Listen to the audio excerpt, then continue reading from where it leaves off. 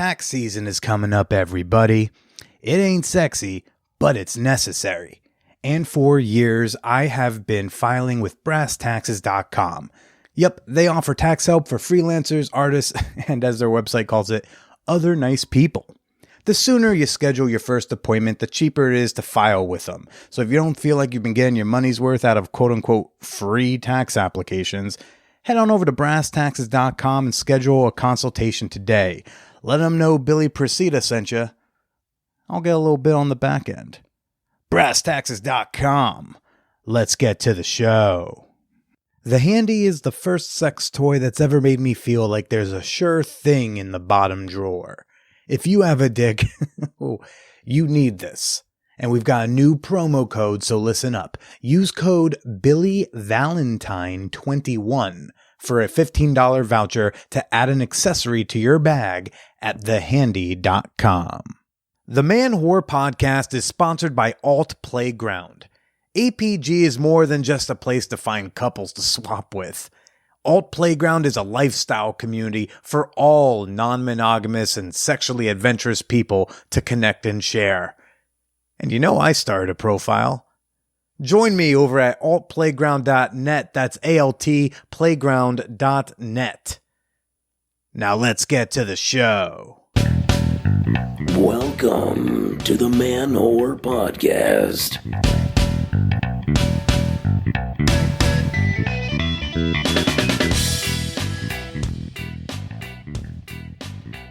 Shout out to the strippers and the double dippers, to the hoes, the pros, and those in the know. This is Billy Presida, and you are listening to the Man Whore Podcast.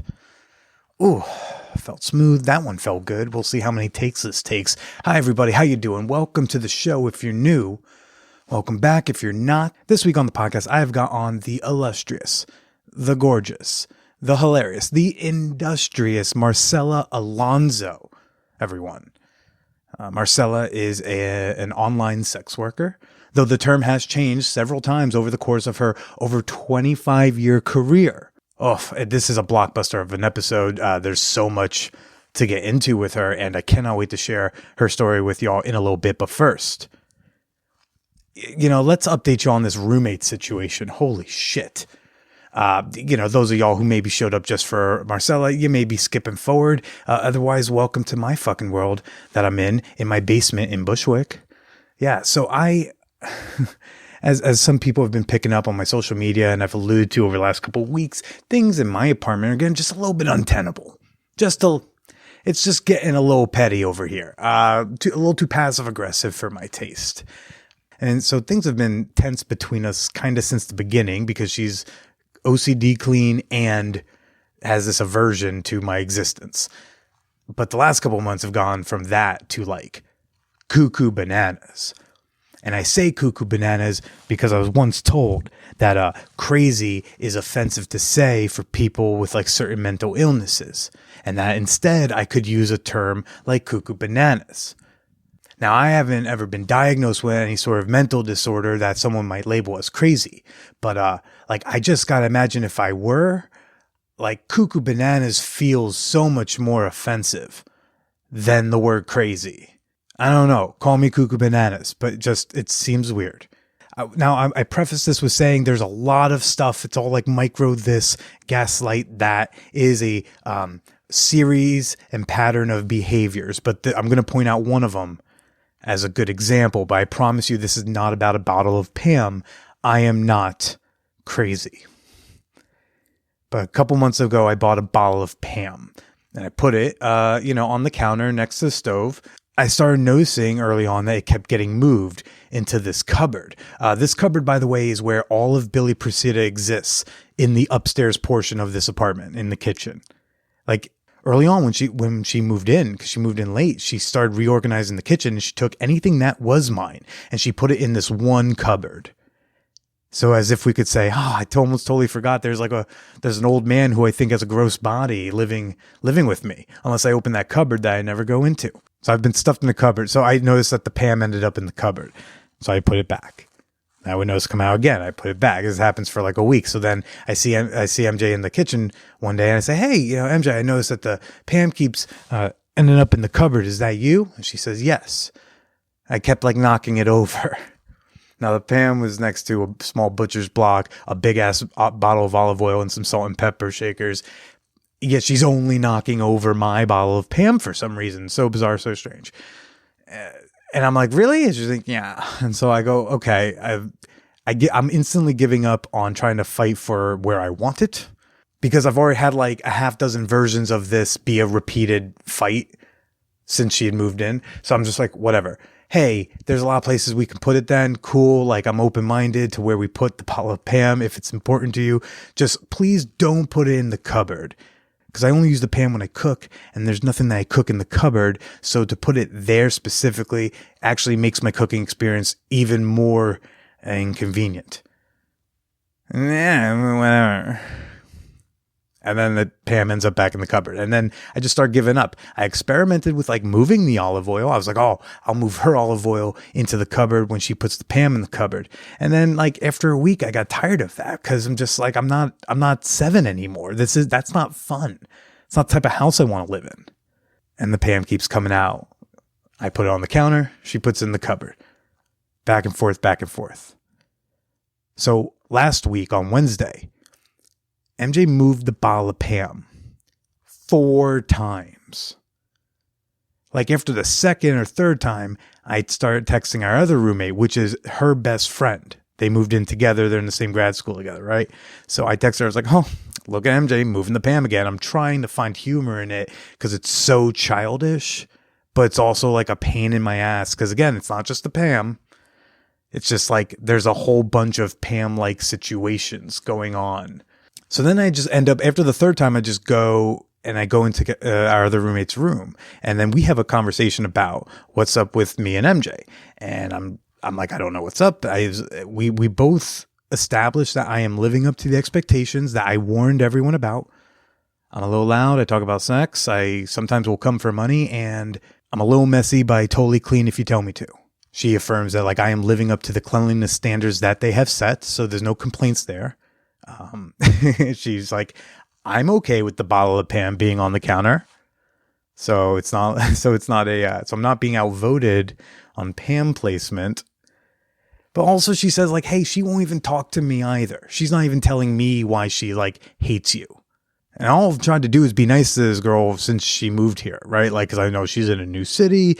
She's in an unideal living situation. It's a pandemic during her first year in grad school in New York. Like, she should be out partying. I mean, she still is because she's a piece of shit person during COVID. But, she should be out partying and having fun, which she does. She's on vacation right now. She's going to like 2 different states.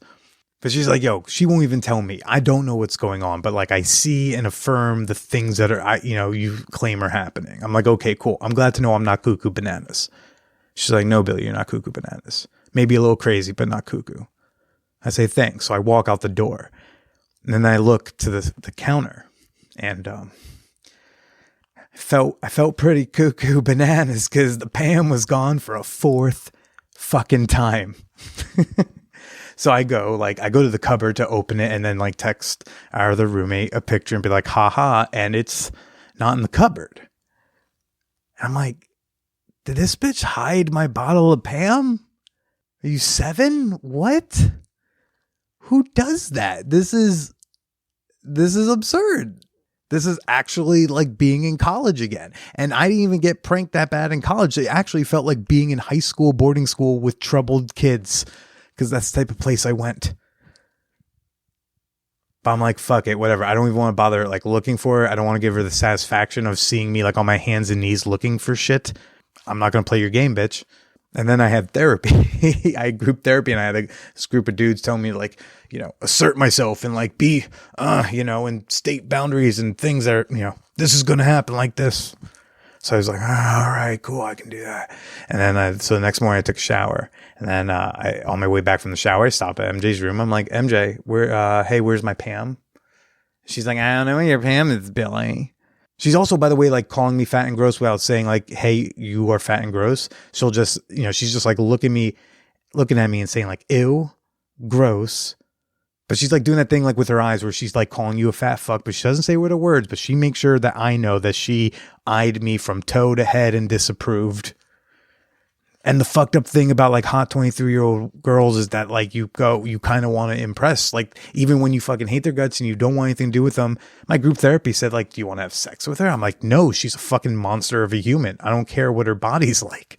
But like there is a sense when you're around like really attractive people, you almost like want their approval, even when you hate their guts. So weird.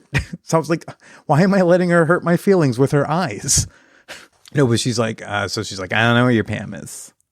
I'm like, hey, Kelsey and I both know that you moved my Pam. I don't care. I just want to make eggs. Billy, you're gonna have to like look through your shit. I'm hot, but like garbage. And then that's when my therapist gave me this example. He said that when he used to work at like a mental health facility, there was a dude who had realized, I think he said like the dude was autistic, but he had figured out that he can make the entire world stop if he takes his clothes off. So if he got naked, like the world stops and all the attention's on him and everyone's going to be trying to focus on him and nothing else can like occur because he's naked. And that like there was no reasoning with the guy. And he tells me all the things that they tried and they failed at. And they're like, yeah, we just weren't going to get through to him. And so then I sit there. And then at the end of the doc's story, I say, so like, what did y'all do to get him to put his clothes on? He's like, I don't remember. I'm like, how is this supposed to make me feel better?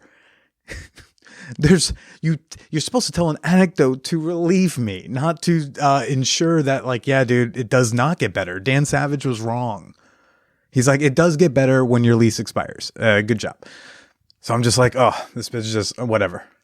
Okay, I'm going to put up with this shit. I just got to get to August. And then on Sunday night, I was about to make myself some dinner. And I was not going to be using Pam because remember, we do not know where it is. And quote unquote, neither does MJ. So I'm making myself dinner and I'm looking at the stove and the stove feels like pulled out from the wall a bit. And I'm like, well, she says she knocks it over a lot. And I don't know. I just had a hunch. Let's take a peek. And I get up on the counter and I lean over and look behind our gas stove oven. And there is the Pam. Cap off, clearly was knocked over. I'll give her the benefit of doubt. I don't think she planted it behind the stove. I think she knocked it over and was like, ugh, I don't want to have to go get that. But also like Billy can fuck himself. So I'm just going to like pretend I don't know where it is. The reason why that's retarded is because Pam is an aerosol can. And aerosol cans are flammable. Like you're not supposed to hold an open flame up to an aerosol can, let alone have it sit behind a gas stove oven. A gas stove oven that in theory has the potential to go boom to an apartment, which means that this fucking chick is either stupid and doesn't know that, or she's diabolical and she's willing to let the apartment blow up. What are you, owning the libs? Are you... Huh? And that's not even the craziest, cuckooest part. She leaves the next morning to go on her little vacay. And then my roommate, our other roommate, her best friend, by the way, her dear friend, we should say now. I don't know how that relationship's holding up. But our other roommate texts me and says, hey, can you come up here? And I want to ask you a question. I say, okay, sure. And she says, hey, did you retaliate against MJ at all? I said, nothing really comes to mind. I mean, like I did move the olive oil for like a week into the cupboard, but then I stopped doing that because I was like, oh yeah, I'm a goddamn adult. So, but nothing else. And I even was like, hey, if you say and it jogs my memory, I'll own up to it. I don't think so. She's like, because MJ seems to think that you put something in her toner. And I was like, what's toner? Like, I don't even know how to fuck with a bottle of toner because I don't really know what it is. I don't know what color it is. I don't know what it smells like. Like, I feel like there's formulas for how to fuck with certain bathroom items. Like, I'm pretty sure you're supposed to pee in sunscreen. I think you're supposed to cum in shampoo. No, I think I have those reversed. But you get what I mean. I wouldn't even know what to do with the toner. She's like, yeah, she seems really paranoid that you're retaliating against her. And she currently is allowed to work with children as a therapy person. What? So that's what's up here. So she's not going to be back until I think like Sunday or Monday. And we will fucking see. So shout out to my Patreon community for like, I don't know, keeping the Billy Escape from the Basement in Bushwick Fund going. Which, by the way, I want to give a shout out to Michael McDonald right now. See how I'm slipping that fan whore appreciation moment in right there? Yup. Michael McDonald, another one of our British fan whores. Love it. The British fan whores. A lot like the American fan whores, but with sexier accents and socialized medicine. Loving it, Michael. Thanks for being a member. Thanks for supporting the show. Did we wrap up the MJ story? Sure, maybe, but for now, I just want you to know that you too can become a member of the fan whore community for just $2 a month. For just $2, you can save a poor, mentally strained boy in a basement in Bushwick. For the cost of just 5 Bazooka Joes a week, you can improve his quality of life and sanity. Visit patreon.com/manwhorepodcast to learn more. Again, that's Patreon, patreon.com/manwhorepodcast. Oh, and this one's free, totally free to do, by the way. If you want to connect with like-minded individuals, you want to make some new sex-positive friends, you want to connect with fellow fan whores, you got to come join us in the champagne room. You got it, okay? I know Discord feels intimidating. I was intimidated by it too. That's why it took so long to transfer the champagne room from Facebook to Discord. But once I did, I was kicking myself that I didn't do it years ago. It's kind of like, an AOL chat room functionality with like that Tumblr sleekness and without any of the pedophilia of the AOL chat rooms. Yeah. And it's totally free to join. So if you're curious about it, check out the show notes of this episode or visit manwhorepod.com/Discord. Guess in the champagne room. And I do get really fascinated when it comes to different industries, whether it's like TV and film, or if it's with social media, with comedy, or sex work. And I find the evolution of sex work, especially as it entered a digital age, to be so fascinating, and to see like how it keeps adapting and morphing and shifting, because you can't kill these whores. That didn't feel good to say, because people do, and it's really sad.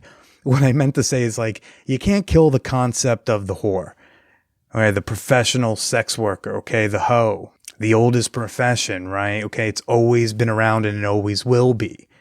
And it always has to find ways to move around and to shift and to hustle and to make that money. Whether it's to put yourself through school or to, feed a kid or whatever. And I thought Marcella's story really encapsulated that, because it wasn't just that she's been doing X, Y, or Z for 25 years. She is adept with the times that she has found more efficient ways to make money, different ways to make money, ways to make money that she enjoyed more than others. When I met her in that clubhouse room, she would repeatedly kind of brag and be like, honey, I've done it all except studio porn. And when I found out she'd been doing it for 25 years, I was like, I want to hear all about it. We've recorded almost 2 hours. So there's a lot going on here. Tomorrow I am putting out a bonus episode on Patreon, and that's about 15 minutes that I clipped out of this episode that I think you will really enjoy. She teaches us some concepts about the game. I'll leave it at that. Come on in. She'll also share, where she feels what direction her career is going, after the quarantine. So that's going to be a fun, juicy one. If you want a little extra, again, patreon.com/manwhorepodcast. But for now, let's go strip through the decades. Let's go through the years of tickling dicks. Let's hear just a chapter of the epic of Marcella Alonso. This segment of the Man Whore Podcast is brought to you by The Handy, the orgasm machine dick havers have been waiting for. I know I have. And in honor of our friends over in the Scandinavian lands, I want to teach you all a few words, a little bit of naughtiness in Norwegian with the help of my co-star, Google Translate. All right, so our first word is going to be hand job. Håndjobb. Y'all catch that? Håndjobb? Yeah. All about the håndjobb. Okay, well, our next word will then be masturbate. Onanere. Naturally, right? All right, let's get a little bit raunchier. Ooh, baby, you make me want to come so hard. Kom så hardt. Okay, last one, I swear.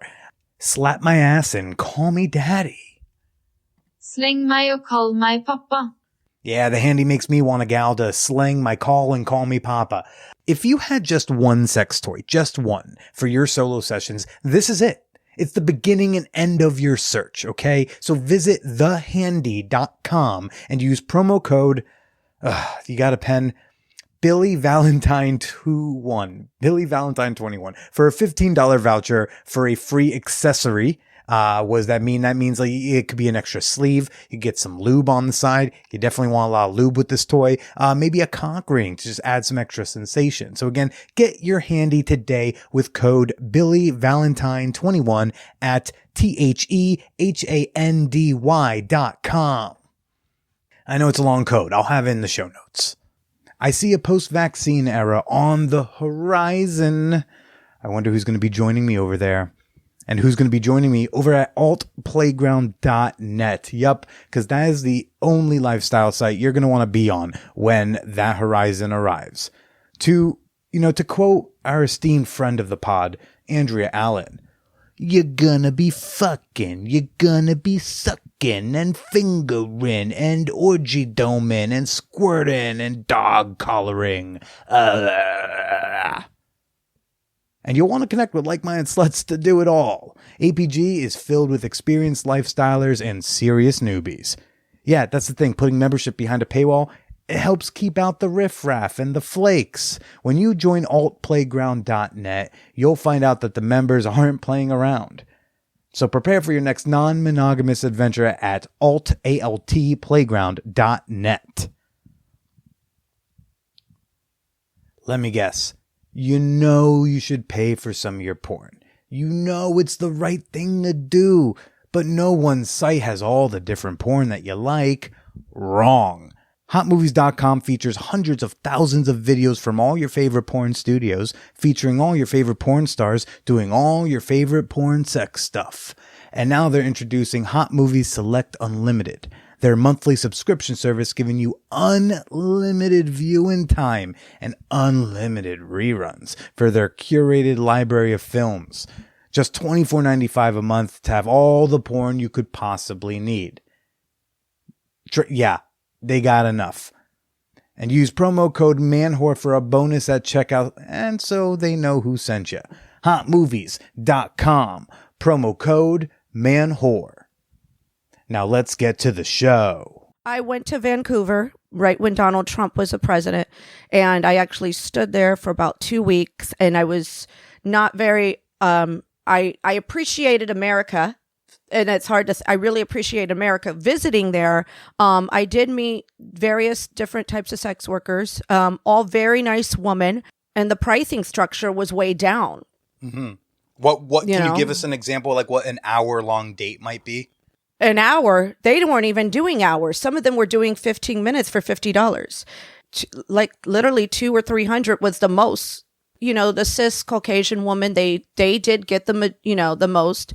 And then you had, the black and brown. And also I learned that in Canada, they don't say American Indian, they say first generation. Right. And everybody that was not like Caucasian was a lot way down in price. And I met, like I said, various sex workers. It was kind of like a little project I did because I was trying to look for a space to rent. And was this all because like Donald won and you were considering like moving? Yeah, he won, and I was serious about leaving. Mm-hmm. And I went there for exactly 2 weeks, and I met different people. There was a spa that I even went to, and I met the owner of it. She was a very nice woman. But the money wasn't right for you. The money was way low. And even I remember I was renting a space, and there was absolutely a gorgeous little cute, she was Caucasian. She was Canadian, and she had she was so cute. And she was like, yeah, I do. Yeah. With her accent, she was like 15 minutes, $50. And I was like, whoa. Like, but is it possible that was just like the spa level type of worker and not the... This girl was an independent girl that was renting like a space. And so basically, I guess she negotiated, like she paid a day rate, and she said, well, yeah, she was saying that she loved $50 for 15 minutes. That's 200 for an hour, which at a happy ending massage parlor in New York, that's in the range of like a standard. These were not no happy endings, because she told me, she was like, look, I just get them out in and out quick, and she's like, I gotta go. She's playing the volume game. She's like, I'm gonna do high volume. She's playing the volume game, and then also because I said, what about sensual massage or whatever, and she was like, oh, you know what? I got some lickable. When I said massage, okay, she said, I've got some flavored chocolate syrup here. I could lick them too for the massage. So I was like, whoa. She's trying to add value without upping the price. And I was like, so I didn't want to be judgmental to her. I was in her space. She was a cute girl. I was like, oh, okay, that's nice. Because when in Rome, you do as the Romans do, and I was like, okay, that's great. And I just, after being 2 weeks there, I love the Canadian people. I love them a lot. I did started feeling, the reality set in. And then I learned about what they did to the first generations. That kind of turned me off to the Canada. Nobody really talks about that. And what they did is they pulled a lot of children that were out of their homes that were First Nation people. That's what they call it, not first generation. They pulled the First Nation children out of the home and they put them into these Catholic schools to take away their culture. And that really turned me off to the Canadian government. Even though, the people are nice or whatever, Canada has a little dark history too, just like America does. Sure. So, yeah. So I just, after that, I really did miss, and this was Vancouver. At the time, I was living on the West Coast, but I just, reality set in. And then also how it was, how I particularly was raised at, being my father always taught me when, anything's legal, the pricing goes down. That's a matter of fact. So I just was personally turned down, in the long history of me being in the adult entertainment business, because that's what I call it my day. Now they've changed the term to sex worker. I know things would be a lot harder, Now, just as context for like what I'm about to say, you were all like, oh, wow, they're only doing this $200-ish an hour rate. But at the time, like, what was your hourly rate back in New York or the States? I wasn't in New York. I was living out of LA. So I used to do, this is the thing. My background came more from stripping, and I did strip club parties. And then the whole reason I got into seeing people privately was, when I was doing the bachelor parties, I didn't want to fuck anybody. So I started doing sensual massage. But I was in LA, and I want to say like $250 to like $300. But I had this was awesome guys. This was a happy ending. Like, this wasn't, when you go to Canada, there's no, it's a full enchilada. Right, because the pricing is so low, it's like, we might as well. Right. And then also, though, it's a good stress relief. I feel like it's more appealing also for men versus going to the escort, because some guys, they don't want all that. Maybe they're dating somebody. Maybe they just don't want. And I just noticed that was my thing. But when I was in LA, I would constantly get people coming back. So that was my thing. That was my little, what's it called? Forte, whatever. It wasn't, because for me personally, if somebody saw me more personal level, then they like started fetishizing me, and I didn't feel comfortable with that. Opposed to a cis white girl that, I don't know, gets adored, I would get fetishized. Automatically, they're thinking about, and I've had this happen, their ex-Mexican wife, their Venezuelan girlfriend they once had, or the trip that they made somewhere, and then they get kind of stalkerish with me. Mm-hmm. Yeah. Mm-hmm. And it never ended well. So for me, the like massage game and the domination game, I love fetish work. But also fetish work, I felt too, I enjoyed it too much where I felt like I wanted to be a lifestyler. Sure. Well, let's just real quick. Let me introduce, I'm here right now with the fabulous, well-traveled Marcella Alonso. Yes. So we met in a clubhouse room that I actually talked about here on the show a couple weeks ago. And it was this clubhouse room full of sex workers. And it was various types of sex workers of different makes and models, looks, types of sex work. But you were all like, oh, honey, I've done it all. I've done it all short of studio porn. And I was like, wow, how long have you been doing this? And you were like, since the mid-90s. And I was like, wow, you've seen it all. You've seen it all. You've done it all. You've seen the changes. And I was like, I want to talk to this woman. And I know you've got a story of your own, but I've got so many curious questions about the progression of like where sex work was and where it is now. Oh, it's changed. It's changed. Oh, yeah. It has changed so much. You know, some people would be like, it changed so much in the last 5 years. Now that stretch it out to 25. I'm just like, you know, I was watching Rugrats in 95 and you were like, I'm ready to like collect some money. I was on the pole. You were on the pole. I was watching Rugrats. You were on the pole. I love it. So why don't you tell us just how you first got into sex work? What brought you to that? And what was the first type of sex work that you were doing? Okay, so I started in the year 1995. I was actually 17 years old when I started. I was almost about to turn 18. I had a child at a young age the day after my 16th birthday. I finished high school on my own with a child. I was trying to work a part-time job. I had a racist boss. You know, he didn't really care for Hispanic women.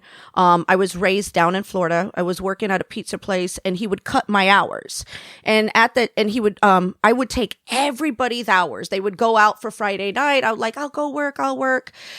And so I was getting benefits, like food stamps and, Medicaid and all that, because again, I was 17 years old with a child, a baby. And I was just trying to survive. I also was living on my own at that age. My family kind of turned their back on me. So it was literally just me and my kid. And so here I am working a square job. And I had I got into college early and I discovered I could get scholarships that could help me with the bills. And I remember I brought in a scholarship because it was something, if you went to work, your boss could sign in and you could get like a couple $100. And my boss refused to sign it. Again, he was really racist. He was like, are you going to give me half of the money? And I'm like, are you serious? I go, I'm going to college. You know, I'm 17. And he made a comment, well, you're living off the government. Like, and to me, and here I was. It's like, bitch, working. I come into work for you. What are you talking about? Right. So, and you know, I have an issue with sometimes Republicans because they don't want you to have an abortion. Only sometimes. Well, when you pay enough taxes, sometimes you're like, oh, okay, hold on. But no, but I was working. I wasn't like I wasn't working, but I honestly couldn't afford, you know, again, I was going to college, trying to get scholarships to pay for my living expenses.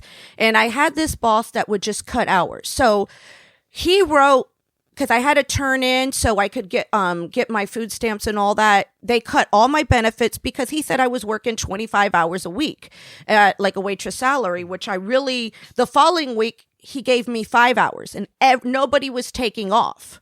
So I was like stuck in a pickle at 17 years old. So I knew, because somebody, like a family friend, danced, I was like, how can I get money to pay for my living expenses to survive?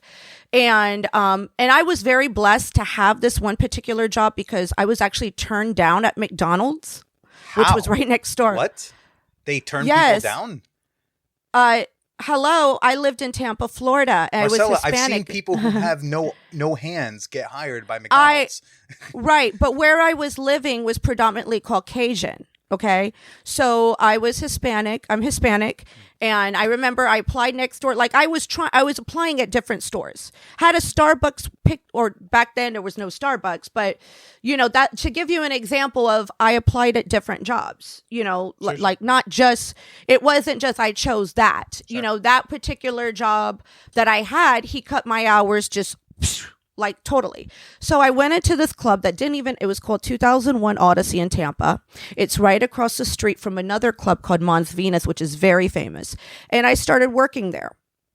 And right away, I started working. I was able to make, in the beginning, like $200 in a couple hours and then be off and not have to pay the babysitter so much money. So I did that 5 days a week, and all of a sudden I got off And he put you on stage at 17? They didn't check my ID. Oh. Now, the club across the street, I'm going to get to that. They would not, I knew I could not go over there. The club across the street, Mons Venus, I knew they would check my ID. So I didn't go over there till I was turned 18. And here there are college kids all over New York City who are like, oh no, you can only go to this liquor store because they don't ID you. But you, like, you're just trying to find a place to work who won't ID you. No, I was trying to find a place to work, and I was actually living on my own at 17, paying for my college again. Well, I did get grants, but then after I started dancing, I was like, fuck this welfare, fuck this grants or whatever. I literally paid a majority of and I'll go into that and the rest of the story. So when I went into the club, because again, I could only work like mid shift. I couldn't really work night shift because night shift was reserved for the Caucasian blonde girls. So, and anybody that was of like color, or Hispanic, they had to either work day shift or mid shift. But I was like, okay with that. I was like, okay, I'll go ahead. And, there was a little racism back then. If you were blonde, if you were white, you could walk in the door and work any damn shift you wanted to. It was in the night. It was real. Like, it was real. So I worked for a little bit. And then once I was 18, I did go hop across the street at Mons Venus. And that owner is the most wonderful owner. That Mons Venus was one of the best clubs I ever worked at. The owner was just awesome. But they did have a thing with the weight. Like, they were really big on the weight. The owner never gave me trouble. The female, his name's Joe Redner. He's very famous, by the way, if you Google him. He never directly gave me, but the management sometimes would say something about my weight.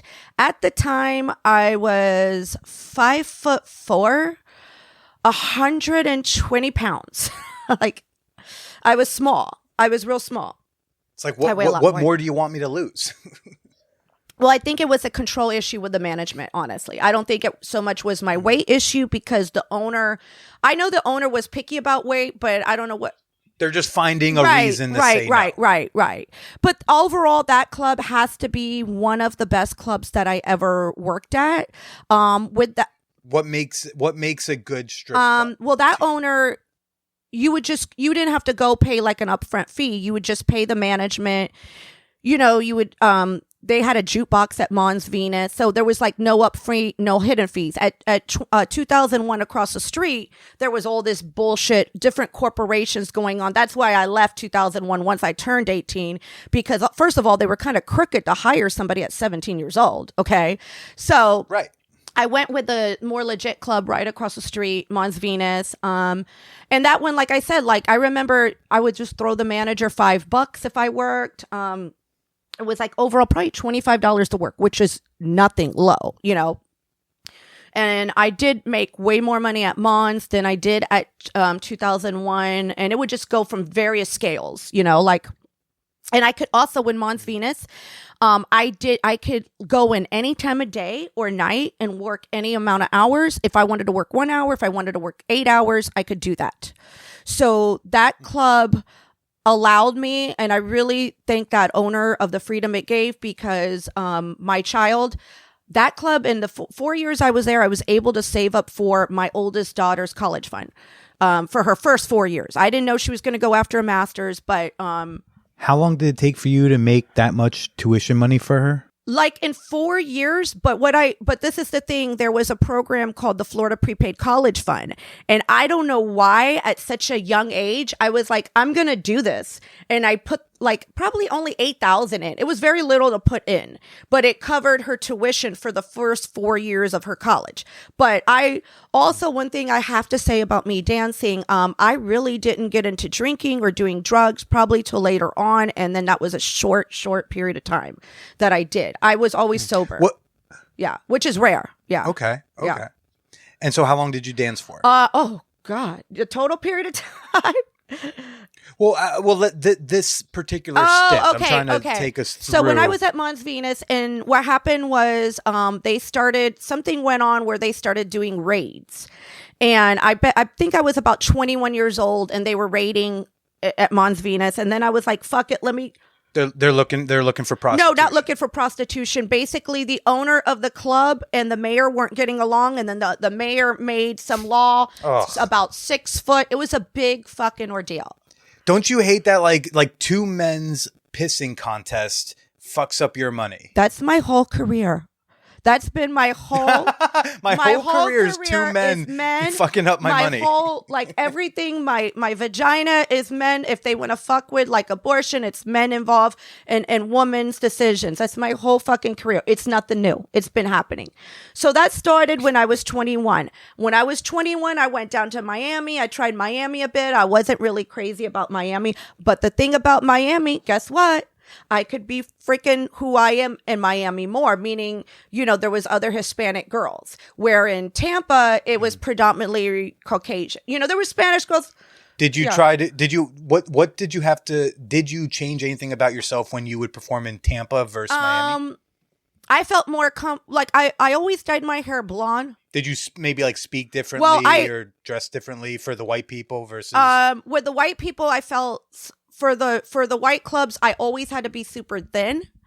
And I even, when I got my breasts done, I lipoed out my hips, and I cried and I begged the plastic surgeon to suck my ass out. I cried. Thank God they didn't do it. But that's how bad, that's how bad things were back at my day. And now girls are getting asses and getting hips and getting all this. And I, it was different. Like, but in Miami, I saw more curves. It was, I just could be, like the way I am at home. I didn't have to be like, hi boys, how are you? But I didn't really care working in Miami. I really didn't care. Personally work in Miami. Miami's one city I don't like LA. I didn't like working in LA. And I'll go into that more. Okay. I didn't like dancing in Miami. When I was 21, I went to my first trip in Vegas. And Vegas to me was like the Mecca, the whole glorious, like, that was like the thing. Like, that was, if you went to Vegas, you were big. Like, that's where the big money's at. And, something happened and I'll have to tell you the story why I moved. So basically, I was just now finished with 4 years of college, and I was going to do an internship with Time Magazine. And I saved up enough money, but my daughter needed to get Medicaid, but I had to hide some money. So I put it under my mother's name. So that way I could just dance 1 day a week, and then I could finish this internship and get a vanilla job, right? Because I paid for all my school because none of my family did. I'm asking my mom, hey, where's this money? Because I want to prepay my mortgage. I bought a house, by the way. My mother gave the money to my sister. And didn't tell me anything. So, and I had saved up enough money. So basically I could finish this internship, work 1 day a week. Also, I was dealing with the rates. So there may have been a time, because I'm working for a legit company, that I can't get arrested and go to work. So I had enough money saved. It was just about 10 grand, but I had purposely, like, I had no credit card debt. I never really had credit card debt, because I'm very good with my money, but I had enough money saved that in 4 or 5 months I would be cool. My mortgage was low on my house and everything. And my mother spent this money, and it was like a slap in the face. So I was mad and I was upset, and I was like, fuck it. If I'm going to be a stripper, I'm going to be the best fucking stripper there is. I'm going to go to Vegas. Mom stole money and gave it to my fucking sister, my pendeja sister. Okay. So that it was really discouraging, because again, when I started dancing, I quit getting every benefit I could. The only thing I really got was Medicaid, so my child could have, and I was worried about that. And the only reason I hid before anybody comes after me, because I did for some Medicaid fraud, the only reason I was just trying to make sure my child, if something happens, was covered. I think anyone listening with a child would do right, the same. right. But you got some people that are like, So my mother, those people don't use. Oh services. yeah. They don't listen. They don't listen to you. Yeah. So anyway, I went to Vegas, and like I said, it was the Mecca and all that of stripping, and I'm really glad that I left Tampa. Tampa was like a small town. That's the town I was raised in. I wasn't born there. it just was like a small like kick. Still to this day, I'm like, Tampa. Anyway, I'm just not crazy about it personally because it's so small, and I just, and something inside of me felt like I was bigger or whatever. I went to Vegas and I worked at, before I worked at Crazy Horse 2, I worked at the club called Cheetahs. I liked it. It was cool. But then I discovered Crazy Horse 2. And along with Mons Venus, Crazy Horse 2 and Mons Venus were my two favorite strip clubs of all time. Crazy Horse 2 really stepped up to the plate. I remember it was just amazing inside. They had a full-on locker room. They had a house mom that would feed you. They had a tanning bed. They had also another thing with Crazy Horse 2. They hired whoever and let them really work whatever shift you wanted to. There wasn't, there was one manager that he was somewhat picky. I can't think of his name, but he was pretty cool. Like the whole club was good. There wasn't so much racism, but back then I did have to be blonde to make the money. Like blonde was in, it was a different generation. We're getting into the 2000s before things start evolving. That was, they wanted to see more of like more European like look, and I had to be blonde for a period of time up until I'll have to get until my late, until towards the end, recently. So. What's the most amount of money you made in a night stripping? Over 10,000. I've had $4,000 or $5,000 nights like all the time. And you don't touch a single dick. Oh in that yeah, process? rub a dick all the time. Yeah, we had a lot. Oh, I don't know. Well, I meant there's like an art. So this is the thing. There's an art. See, my time, the strip clubs were fun. You could go, and I know COVID things has changed. I had a little art. I knew how to do a lap dance and make a guy get off. I had a knee, like I could move it around and rub it around the dick, and I was good. You know what I mean? Wait, were you using your thigh as an erotic part of the body? And then I would get my butt cheeks. Listen, I would get my butt cheeks when I'm sitting on. I know how to give a lap dance like unbelievable. I would sit on, and then if they had the right pants, I would squeeze it right in between. So, because I knew what it was. Between your butt cheeks? I would squeeze it. And then you would like jerk them off with your no, butt I would cheeks just, in a I lap would, dance? my muscles were good. So I would squeeze it, hold on to it, but then you want them to keep on going. So basically, I'm really good at edging. You know what I'm saying? So basically you get them to edge. Now there's some people, they had accidents. I personally never got offended. I was just like, hey, cool. Like it's you, whatever. But like I had a little artwork, of the whole lap dance. So no, this is the thing.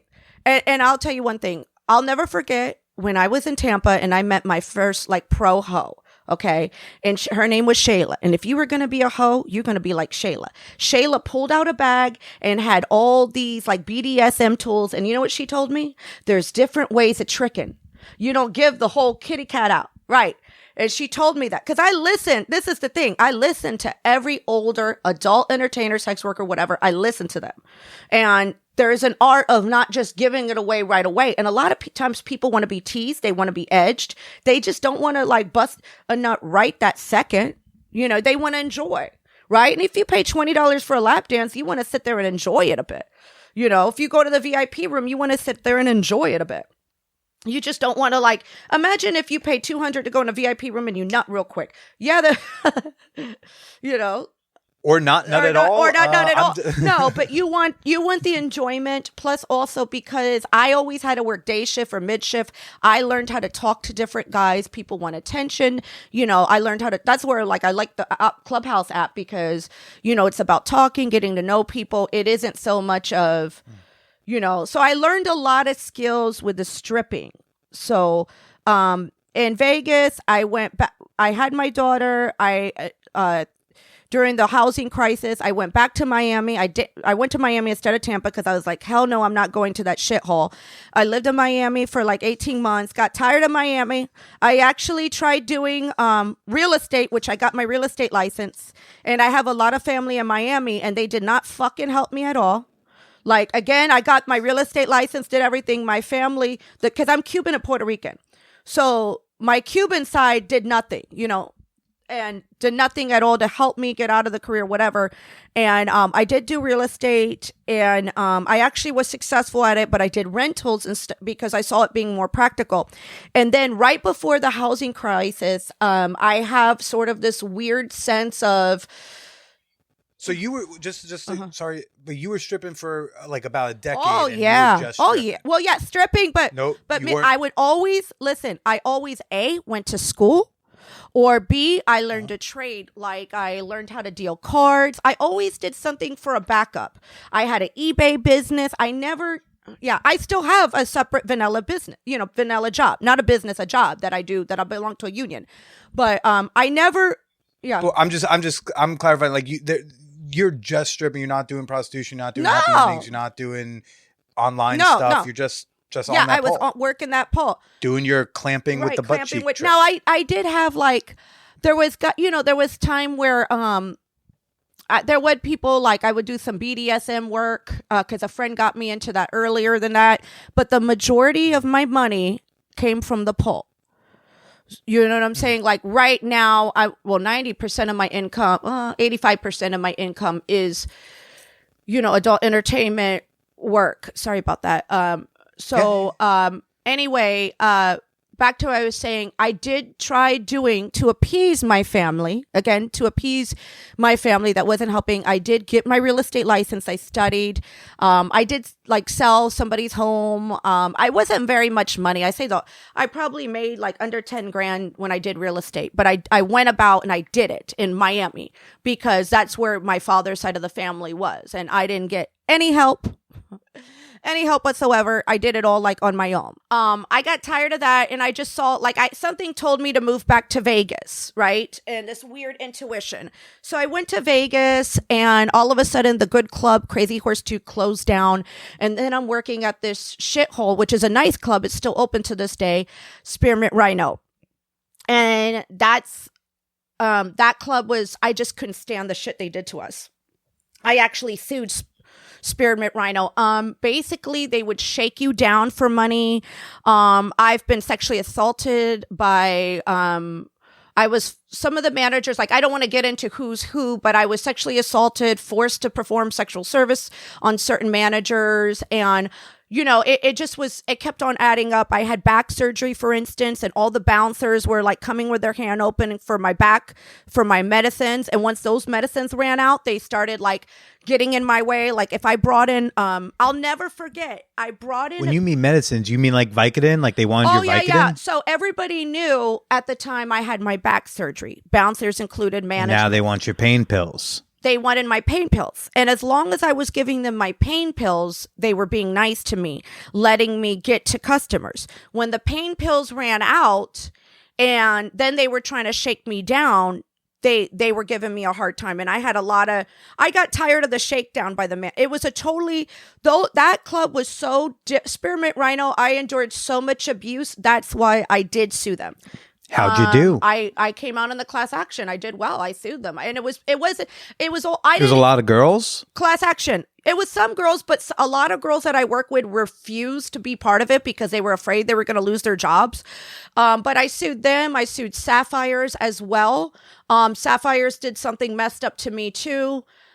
I remember and none of those clubs could light a candle next to the Crazy Horse 2. Like it was at that point, I was like, I'm done with this. And what was weird was, my final straw was, remember MySpace. I got real big on MySpace because I was a sexy girl. I had pictures out, and I pulled a guy off MySpace to come into the club, right? And the manager got mad at me. And he brings me into the office, and then he goes, "Oh, you're starting to prostitute yourself." And I'm like, or he said something like that. And so what happened was the guy that I brought in from England gave me a total of $600. The business you brought into the fucking strip club. Now you're in trouble for. Right. Yes. So let me tell you, because this is when social media was new, and they brought me into the club, right? And so what happened was the guy gave the bouncer only $100, and I think I only made like $600. And They at Spearmint Rhino, they had there was girls that'd be like, I give them a tip no matter what. That's where they fucked up the game. Now I don't give tips unless I'm getting paid, and I have no problem tipping a bouncer if they're hooking me up, but I got an issue when you're gonna shake me down. You know what I'm saying? And see, when they came after Crazy Horse 2, they said all that bullshit. And every bouncer that worked at Crazy Horse 2, every manager was a fucking gentleman. But at Spearmint Rhino, it was just fucked up. It was so fucked up. So I sued them. I said, enough of this. Then I moved to LA, and I'll get into how I transitioned from LA. So I started working of the Walmart a strip clubs called Deja Vu, which I hated. And then I moved to LA because I discovered a vanilla job, which I joined a union. I don't really want to talk about my vanilla job because it's not something that I'm trying to pursue to get big at, but I found a vanilla job that I can work in LA. And I was like, oh, this is cool. I got into that union, but I still I couldn't make enough money, of course. So I would go work at this Deja Vu chain, which was just fucking horrible. Like, it's the Walmart of strip clubs. So Deja Vu is like the worst fucking chain ever. They just were terrible. And it was disgusting. Now that was like a prostitution hole, and they kind of knew it. And so I worked there for a bit, and then luckily I meet there was a new waitress. What do you mean a prostitution hole? Oh, because girls were doing all kinds of dirty shit. Like one day, and you weren't. One day, no, because it was too dirty. Like one day a girl goes, hey, that guy's offering $80 right now if I go sit on his dick. I said, girl, why don't you go walk the track, because you can get some more money than that. Right? What are you doing? Like, I had to tell her because she was a beautiful girl. Do you think that these girls who charge so low do so because they don't believe that they can get more? They don't have game. In my day, we called it game. Okay. Now, I don't know what the hell people are calling it. Game is where you finesse. Game is where you know how to talk. Game is where you present yourself like you have class. And now it's a new breed of, I don't know what the hell. Sometimes I'm like, what? You know what I'm saying? Like, what? Back then in mid 90s to mid 2000s, the internet's fully on. Mm-hmm. Was there any community back then among gals like you? So in 2004, I remember pregnant, and I remembered looking at strip clubs. There was, what was it called? The Ultimate Strip Club List. And that's how I would find out clubs. I want to say in about 2012, I started doing cam work. That's why I was like, you jumping. I'm like, you don't even know my whole sex career. Let me tell you. Okay, so 2012, I got onto StreamMate, a cam site. I actually was doing good on it. I played around with the internet, but I didn't fuck with the internet like I fuck with it hard now. You know what I'm saying? Right, because you have to. But back then, it was weird. Right, back then it was about, this was the thing. A girlfriend of mine used to say, wherever I go with my heels, I can go work. So that's how it was. I would just find club after club. And I didn't just work at that one club. I worked at a whole bunch of clubs in LA. I loved living in LA City, but once I discovered I could be my own boss and I could do bachelor parties, I started placing ads on Backpage. And I loved the fuck out of Backpage. That was a fucking awesome site, but they fucked up because they didn't ask for ID. So I did the bachelor party thing, got a lot of clients. That's how I did things, and I did very, very well. What was a Marcella Alonso bachelor party like? Well, that I used to go by a different name. Marcella just got born in 2017, I think. I rebirthed her. I went by different various names, but and I got to also dance with my idol. Her name is Mercedes Ashley. She's one of the smartest women, by the way. I've got to just shout out to her. But a standard bachelor party, I could make $1,000 a night, sometimes as much as $3,000, but I would only do them the weekend because, again, what were you doing? Oh, and what was I doing? That's the funny thing. Again, my lap dances. I would play games with the guys. I just knew how to entertain. So I would go in dressed up. Sometimes I would have a bouncer guy. Sometimes I wouldn't, depending, because I could really hold my own way. And I just played various games. I even at one time, because I would have to find a partner. So that was an issue. I would need a partner. And sometimes the partner would be flaky. She'd get a boyfriend or whatever. And some girls weren't comfortable taking a strap-on because that was a $500 show. If we could sell the strap-on show, it's $500. We split it with each other. So when I got tired of dealing with girls, I would be like, okay, pay me $500. You can fuck me with a strap-on. So I got creative. I did all sorts of games, like different games. Like there was one where they all put the dollar all over you.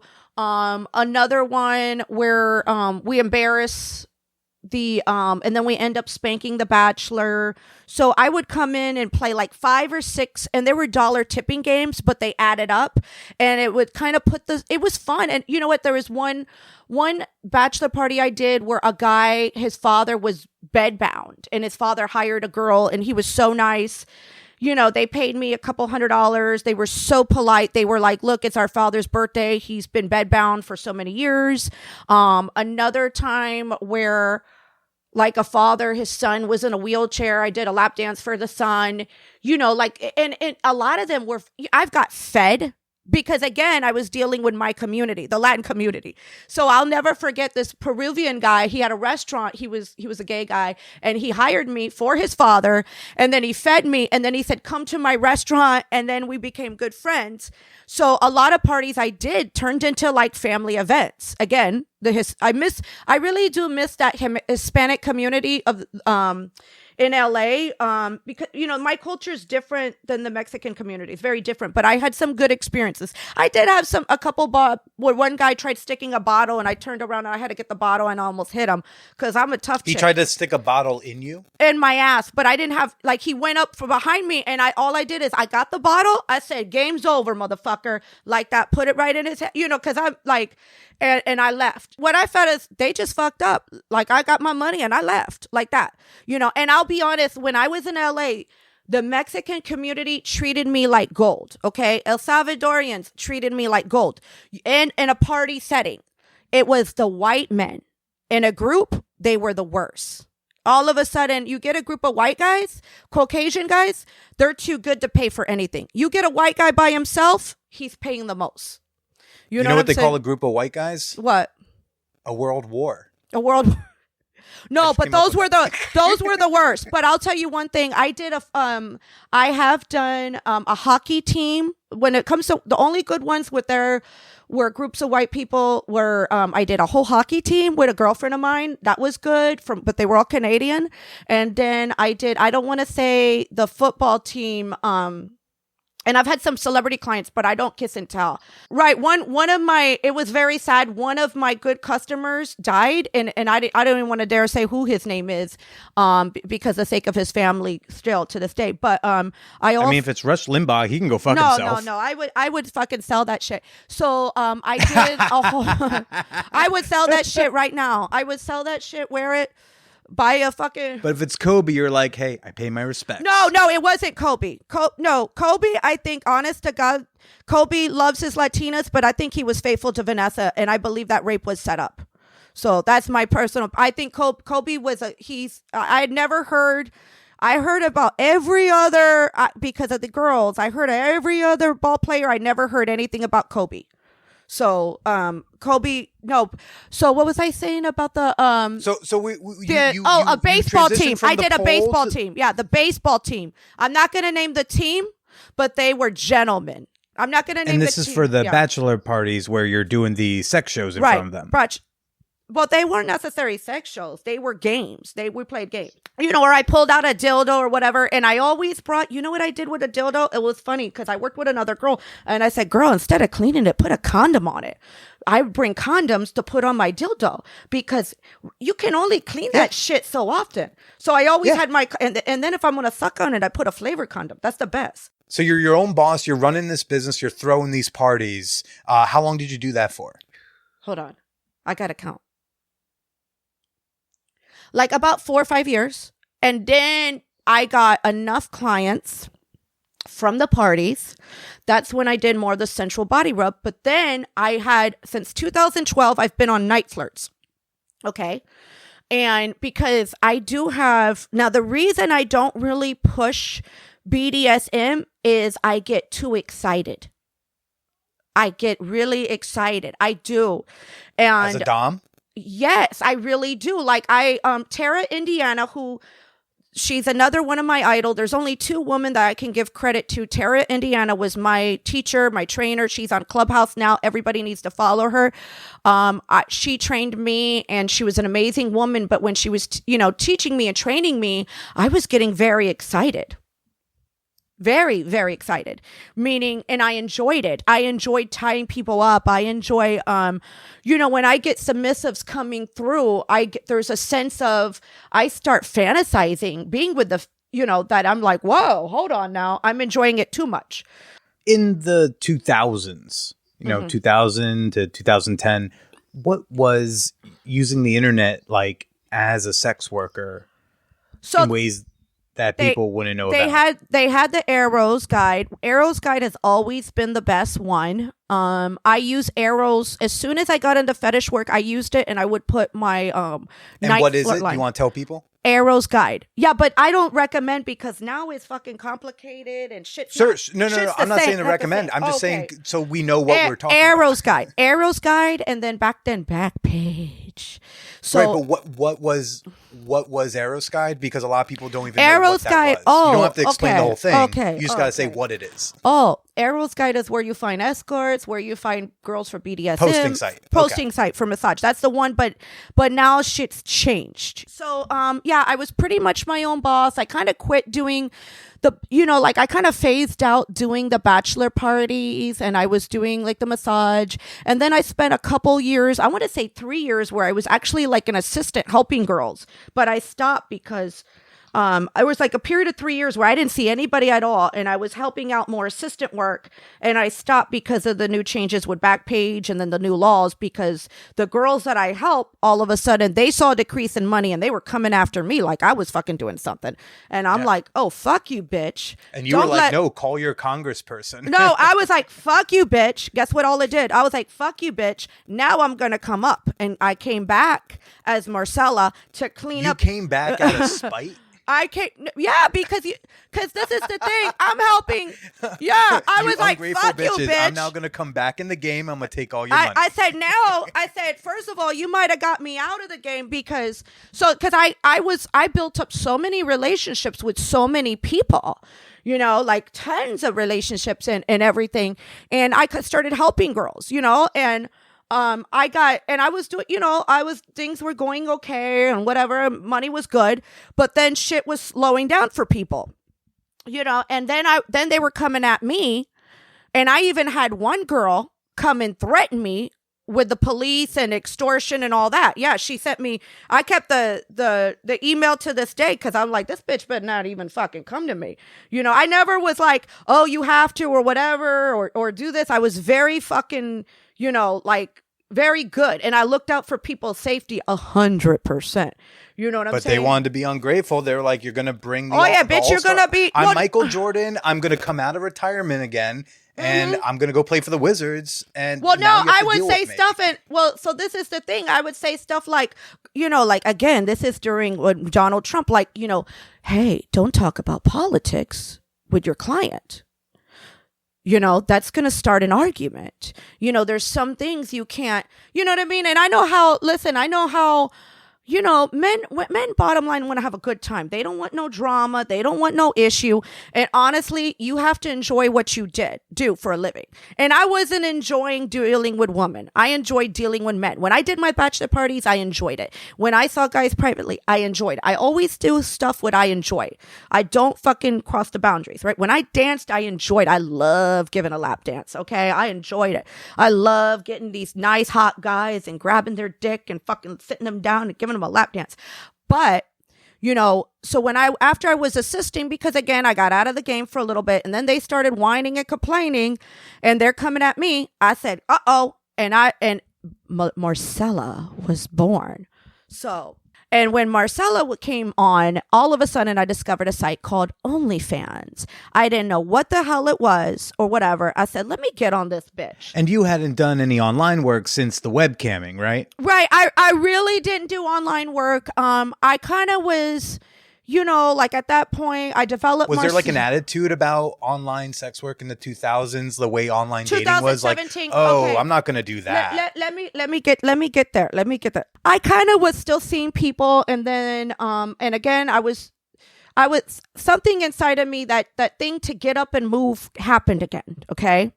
And I was like, I need to move. So again, I have this vanilla job, but I kind of abandoned my vanilla job because I was helping these girls so much. I kind of lost myself helping these people that in return did nothing but kick, like just fuck you, like I was like, okay, like, so, I quit, like I said, I did so much. I quit really the bachelor parties. I quit like a lot of shit. And so I felt like I kind of like lost myself, and something told me again to move. Wasn't working my vanilla job. I said, let me move. Something told me, go to New York. Your daughter's also like also out, she's out the house at this point. my oldest is so you have out. more flexibility. Right. My youngest was with her father. And I was like, let me something told me, and I love LA. Right? I love LA. I love living there, whatever. There's this weird intuition that tells me when to do something, and I always listen to it. So something told me to go to New York. And at the time I just got I said, let me go to New York and let me have a skill. And I got certified in bondage.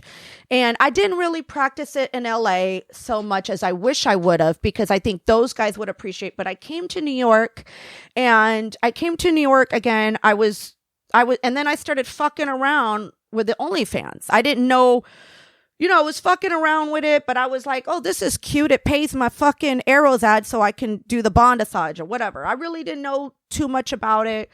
I also did phone sex under verified call, which I loved. I did night flirts. I was on I Want Clips. I fucked around with shit. I fucked around with some of the online stuff, but was it making like an income like I do now? It wasn't big or whatever. So I moved to New York, and I'm actually from the Bronx, right? And I haven't been here my whole life or whatever, because I've lived every other fucking place like a fucking gypsy, and I get here, and the gentrification really fucking was real. It was just different. Like, I just felt like, even though I was doing the bondage, I just didn't get much people or whatever. I just wasn't having like the love I had from LA. LA gives you love. LA loves the hell, the Mexican community, like they love Kobe, they love their Lakers, they give you freaking love. And in New York, did some of it had to do, was there some shock to the system of like, oh, now this whole sex work game also involves social media and building an audience? No. I'm going to tell you one thing. When I came to New York, because I'm a Latina woman, and over in LA, I was accepted because it's accepted to be Latino over there. I came to New York, I'm another Puerto Rican. Do you understand? Again, the sad fact is a lot of Hispanic people get classified. We do still get discriminated. And all of a sudden, when I moved to New York, again, I'm not getting that love like I got back. You know what I'm saying? When I am getting guys, it's creepy guys. Like, there was a creepy chiropractor, like, oh God, he's like, I love Latina woman. I just wasn't getting that appreciation like I got back over there, and people know how to fucking act in LA. They behave. And New York, I just wasn't, the best person that I have actually that I did see, who was a total gentleman, and I did see him for bondage, and there was like only one golden person, and right away he was like, I'm African American. I was like, I got no problem with that. And he was a total gentleman, but the white man here treated me like garbage in New York. Like, the racism was real for Black and brown workers. I feel it. And again, I see these other cis white girls charging like $800, $900. I'm like, how? What? How? Have you ever tried to charge $800, $900? They won't come. Yeah, but have you tried? Yeah, but they won't come. They won't. Yeah, like they won't come. Like I've told people before, right? So And that's basically my bondage was, I think I was like one of the cheapest girls that charge it, because it's like kind of bondage is something where you have to get certified, and then, only certain people. And I think I was like one of the lowest at 500 for 90 minutes or whatever. And still that was like pulling teeth. So again, luckily I had my union card. And so I started working my union job, and that was actually better than it ever was in LA, which was surprisingly, and that worked out very, very well for me. But then I was still fucking around with the online world. Come 2019, early 2019, some girl hits me up on IG and tells me about Telegram. And this is February of 2019. And I'm like, okay, like, this is cool, whatever. And all of a sudden, I discovered this whole community on Telegram. And again, like I said, I was fucking around, but I wasn't making money. The first month I got on Telegram, I made over $5,000 thanks to this networking community. And that's fucking This good. is something alien to a lot of people. How does a person make $5,000 on Telegram, which is a chatting doing app? share. So, I had my OnlyFans, I remember, and I had like 100 paying fans at $9.99 back then. Okay, this was 2019, way before the pandemic, before it got to be big. Nobody was on it, and I was just working. I remember Snapchat, and I was working Twitter. I had an IG, but I wasn't fucking around too much with IG because I was kind of scared with IG because I heard girls lost it. And so like I was making probably like $1,000 a month, maybe 1,200, whatever. And all of a sudden girls started doing share for shares with other girls. So I started doing share for shares, and then I saw the money increasing, the fans increasing. And I was like, whoa, this is something. Now the whole community of Telegram back then was only online workers. So I kept my mouth, like I said, when in Rome, you do as the Romans did. I kept my mouth shut about my other business, what everything I've done. But I still in that community was the one had been in the business the longest. And I just kept my mouth shut. I just, I wasn't going to tell anybody else what I did. I just, I wanted to learn this online world. And I really did. I started doing premium Snap. At the time, also, what was keeping me afloat before I discovered Telegram is I was doing video calls. And video calls, I love video calls, where guys basically, they pay for like a Skype session and they jerk off to me, and I just fucking love it. Nothing like somebody just busting a nut in front of you. But like I really enjoyed doing the Skype calls. It was that interaction I had that I missed from the strip clubs. So with Telegram, I started marketing, and I just learned so much from this online world. But because I was on Twitter under this Marcella, I did get some hate from the people that were in-person workers. I'm just going to say in-person workers.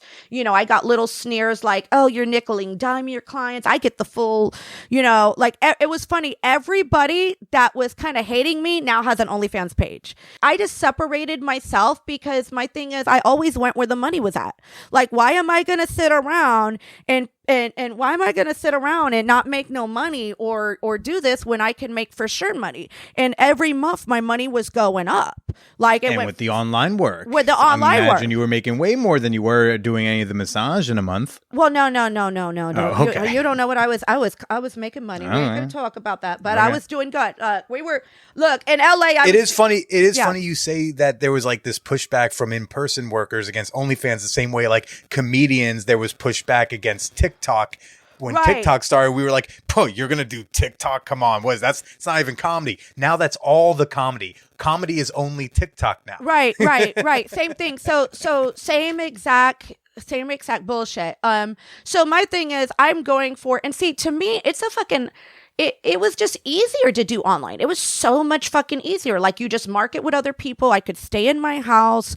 I love doing video calls. I didn't have to worry about my safety. I didn't have to worry about all this fucking complications, and it was just great. And then I could have like a family life. I just like that. I was like, oh, this is cool. I could go anywhere and just chill out. If I wanted a day off, I could have a fucking day off. I just said, it was time maintenance. It was so much better, and then like I said, New York, I felt like, the way people, it's like a white girl's world in New York. Like shit was, because I would be like, hey, this is hard, and people were, I don't know. New York wasn't New York.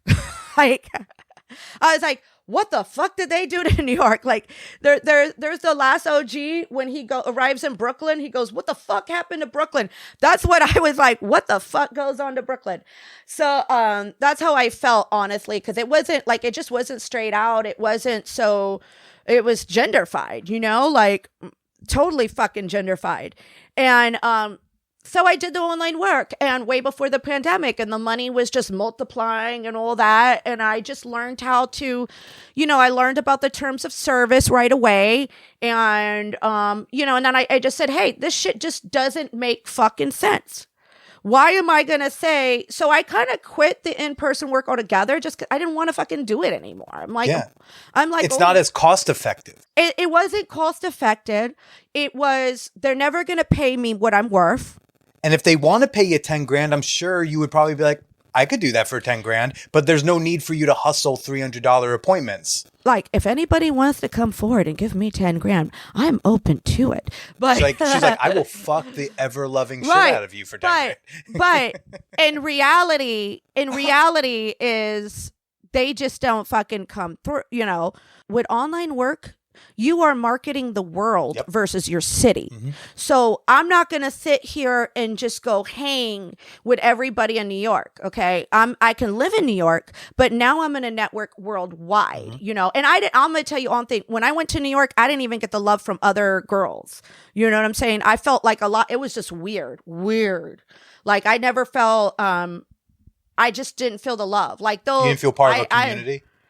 Oh, no. I'd never felt part of a community here. I felt like there was a lot of agendas. Also, I didn't feel respected as an older sex worker at all. Like just not valued at all. So I was like, you know what? As someone who showed respect when you were in your 20s doing sex work, you showed respect to the older gals. So was this like a big shock to you? It's their loss.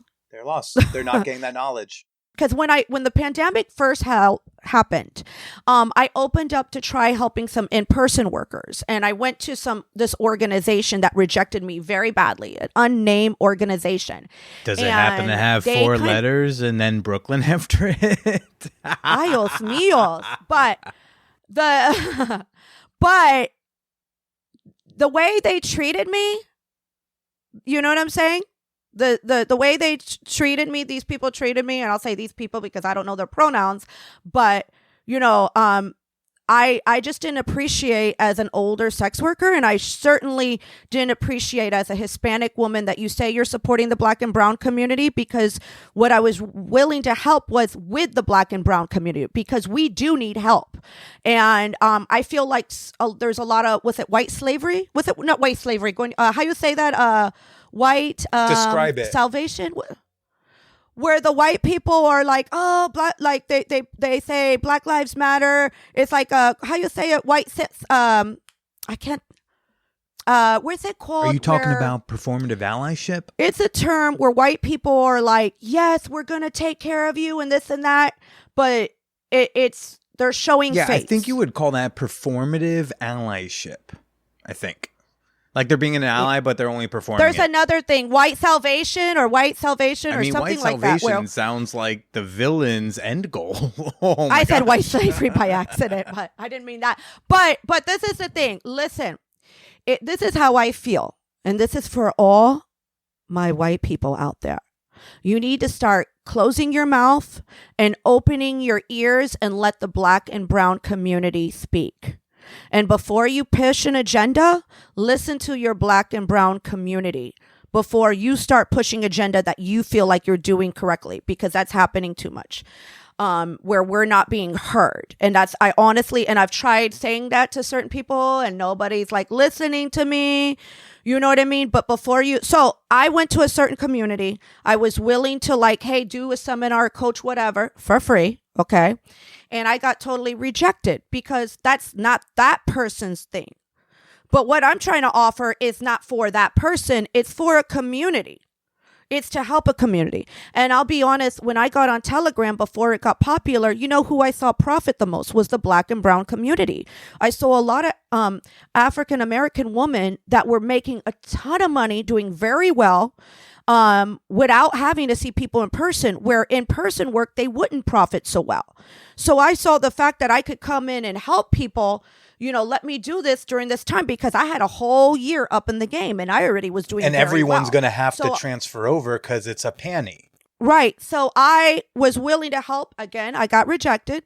I got totally down, and OnlyFans is bad because their terms of service doesn't allow prostitution. Oh yeah. What the hell? Not everybody got to sell their fucking chocha here now. You know what I'm saying? Like, also, and they were again. Who does? Literally, no one says you can do prostitution here. So it's like when you don't have another option, I think it's okay to pick one of the evils, because it's not like you have an alternative you're allowed to go to. It's like when I went to boarding school. So I went to a problem kids boarding school. Kind of. It's complicated, but just we had those types of kids there. And we would get these kids who would complain about the rules like, ugh, I could smoke weed at my old high school. No, you fucking couldn't. Literally no high school exists anywhere, I think, where they just go, yeah, go for it. Smoke your weed. And also in my vanilla job, I can't go up in there and be like, hey, you want to see me in person? I would never do that. When in Rome, because my father taught me that, okay? When in Rome, you do as the Romans do, right? And so I saw this was going to be a big thing. But again, nobody wants to listen to me. Nobody wants to listen. I don't know anything. Hello? I've only been selling my, fucking ass so long since you were probably in diapers. You know what I mean? Like fucking I was up in the pole while you were being born, honey. You know what I mean? So, I was like, but I realized after coaching a bit, I realized again, this is turning into when I was being an assistant, I need to take care of myself first before I need to help other people. They're not going to listen to me. And I would have that. I would have people I would help, and then they would turn around and then they would, oh, I'm listening to this person, that person, whatever, listening to other white people. And that feels like a real big insult. You know what I'm saying? Because I would say the same thing, but oh yeah, you can't listen to me. You can't listen to me, but you can listen to this other, you know what I mean? It got really like, so I was like, you know what? Again, right now, I don't mind coaching or helping somebody if they want, but I'm going to take care of me because I do have goals that I want to achieve, and I'm going to work towards the goals, and I'm not going to stick in any circle jerks of a community that's not going to bring me up. So right now I'm very happy. I'm very happy with the Clubhouse platform that I found you on. The people there are wonderful. And I'm in now with a community of women of all different colors, shapes, sizes, genders, or whatever. And hey, like they're easy and wonderful to talk to. You know what I'm saying? I'm not getting, like I remember somewhere I went in New York, one program, right away it was somebody arguing with me something, They gave me a great compliment because I said something like, yeah, I did better in LA, but not here. And they're like, well, you're skinny. I go, well, thank you for that. But, like I'm speaking, they started arguing with me. You know what I mean? Right away made me feel uncomfortable. I was like, thank you. You think I'm skinny? Like, I appreciate the comment, but I'm telling you my actual facts. But they had kind of like an attack, like, honey, we're not discussing politics here. Like, yeah, we're trying to make some money with our buttholes. Like, no, it wasn't even making money, but it was like it's supposed to be a community to help each other, but it wasn't. It was like I felt this like is the organization that you won't name. Yes. Okay, yeah, yes. Gotcha. It has the same unnamed, letters as the unnamed. Ayos míos. Then they're all gonna come back at me, and they're gonna be talking. Luckily, they will be screaming into a void, and you will be counting your money. I've been counting my money. Yeah. I've been counting my money and some. But what I'm saying is, like, with the Clubhouse community, I feel more welcomed. I can express my opinions. I don't feel attacked. If I say, hey, I wasn't doing so well here, this and that, I'm not getting ridiculed for that. I can speak how I feel, my feelings, what's going on with me, and I feel respected. I can, the ladies are just the performers, I should say, because we have all different genders, are wonderful. Look at you learning. It's a great that was another thing that was different because I didn't know about the pronouns until I came to New York. But like, look at you. You just were like, sure, I'll do it. You know, you didn't fight it. Right. Well, no. This is the thing. My English was bad, and I used to put they. They went to the store, and I remember in school, and then now I'm like, oh, okay, I could say they. You're like, I've been English saying was my they worst forever subject. just out of sheer confusion. I've been saying, but sometimes I get confused. I have to say, hold on, I'm Generation X, because in my day, my gay friends were a she. I would say she, like they were she, so things are, things are different. We adjust, but it's a great community.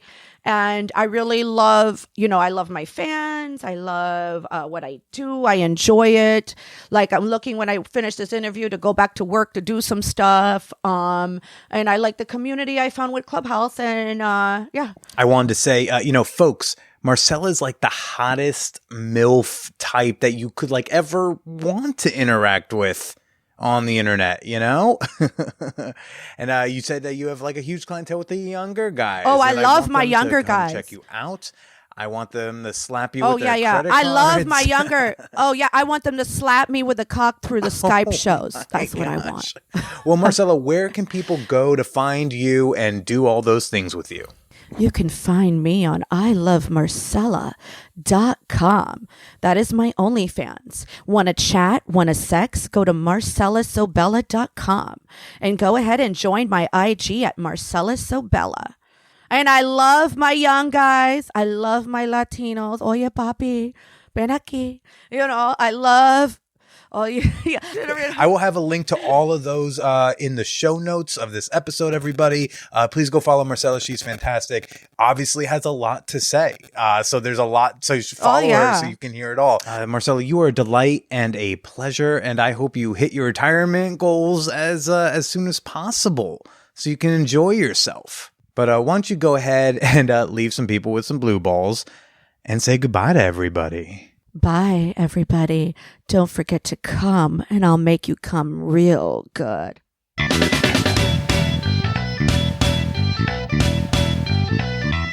I think she needs her own podcast. What was funny was like when I go to edit, I could hear her sighing anytime I like interrupted or cut in with my own shit.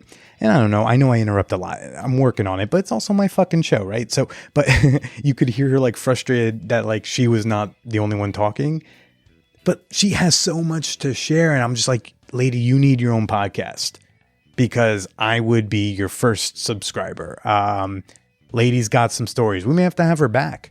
I want to know what you thought about this week's episode with Marcella. I want to know what you thought about these concepts, these ideas that we brought up. I want to chat with you about them in the Champagne Room, our sex-positive, supportive, fun Discord server. There'll be a channel for episode 373 over there, manwhorepod.com/Discord. If you want to share with me your comments, your questions, your criticisms, you can shoot me an email at manwhorepod@gmail.com. You may even hear your email on the show. I've been getting back to posting some pretty saucy content only on the OnlyFans. I went through a little bit of a lull for a moment. I was looking for my Pam, but now I'm feeling hot and grooving. My page is free to follow. Head on over to onlyfans.com/callmebilly.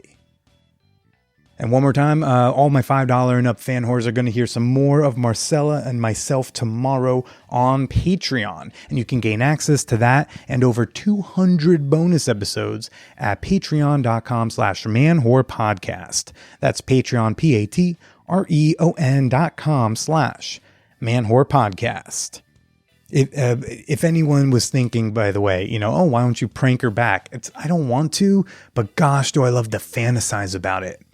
Oh, I've just thought about what if I just ordered her a bottle of Pam on Amazon once a day, every day, because she orders shit on Amazon and it would mean she has to open every box. Then I thought how terrible that would be for the environment, but it would be funny. How many boxes of Pam would it take for her to just be like, oh, fuck. Next week on the show, I've got author Hugh Ryan. I just finished his book, When Brooklyn Was Queer, and I highly recommend it. Folks, stay hungry, stay hustling, keep the Pam where it is, please, and stay slutty.